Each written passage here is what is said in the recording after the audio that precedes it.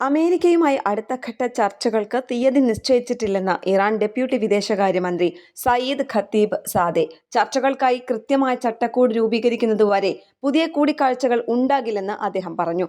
US president Donald Trump ഈ വാരാന്ത്യത്തിൽ ചർച്ചകൾ നടന്നേക്കുമെന്ന സൂചന നൽകിയിരുന്നെങ്കിലും ഇത് തള്ളുകയാണ് ഇറാൻ. ബുധനാഴ്ചയ്ക്കകം കരാറായില്ലെങ്കിൽ വെടിനിർത്തൽ അവസാനിപ്പിക്കുമെന്ന് ട്രംപ് ഭീഷണി മുഴക്കിയിട്ടുണ്ട്.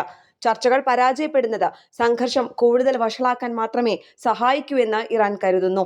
അതിനാൽ പരാജയപ്പെടാൻ സാധ്യതയുള്ള ഒരു ചർച്ചയ്ക്കും ഇറാൻ ഇപ്പോൾ തയ്യാറല്ലെന്നാണ് വിവരം. ഇറാന്റെ ആണവ പരിപാടിയും യുറേനിയം സമ്പുഷ്ടീകരണവുമാണ് പ്രധാന തർക്ക വിഷയങ്ങൾ. അന്താരാഷ്ട്ര നിയമങ്ങൾക്ക് പുറത്തുള്ള ഒരു നിബന്ധനയും തങ്ങൾ അംഗീകരിക്കില്ലെന്ന് ഖത്തീബ് സാദെ വ്യക്തമാക്കി. വെടിനിർത്തലിനിടയിലും തന്ത്രപ്രധാനമായ ഹോർമൂസ് കടലിടുക്കിൽ ഇറാൻ വീണ്ടും നിയന്ത്രണങ്ങൾ കടുപ്പിച്ചത് മേഖലയിൽ ആശങ്ക വർദ്ധിപ്പിച്ചിട്ടുണ്ട്. തെക്കൻ തുർക്കി പ്രവിശ്യയായ അന്റാലിയയിൽ നടന്ന പരിപാടിയിൽ സംസാരിച്ചപ്പോഴാണ് ഖത്തീബ് സാദെ ഇക്കാര്യം വ്യക്തമാക്കിയത്.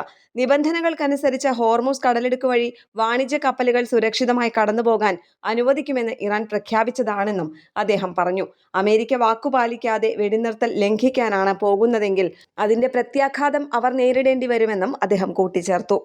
ഇന്റർനാഷണൽ ഡെസ്ക്, കേരള പ്രണാമം.